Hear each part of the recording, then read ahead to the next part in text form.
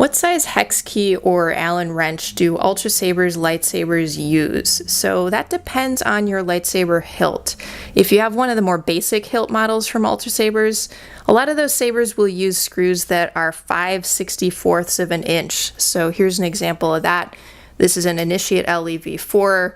Here's the blade retention screw. That's the size I described, 5/64ths of an inch. Here is the hex key that you would need to remove the screw. So there's one example, but if you kind of move up the food chain a little to one of the pricier sabers from Ultrasabers, here's a Guardian lightsaber, and this saber uses different screw sizes. So here's some at the top, and obviously this is not going to work. I will not be able to unscrew any of these with this current hex wrench.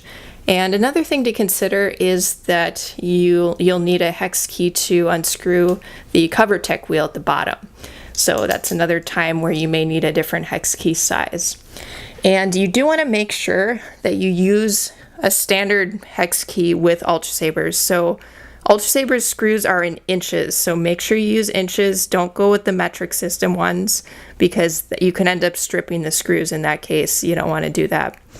Now, it may be worth your time to invest in some multi-tools. There are some very nice multi-tools out there. Lots of different companies make them. Some of them are pretty affordable too. Bondis makes a pretty well-reviewed multi-tool for about $5 to $10, depending on where and when you purchase it. I'll link to it below, but it may be a nice thing to invest in. Anyway, that's just a few thoughts on the hex key sizes for Ultrasabers. There are different sizes, so you might want to get a multi-tool.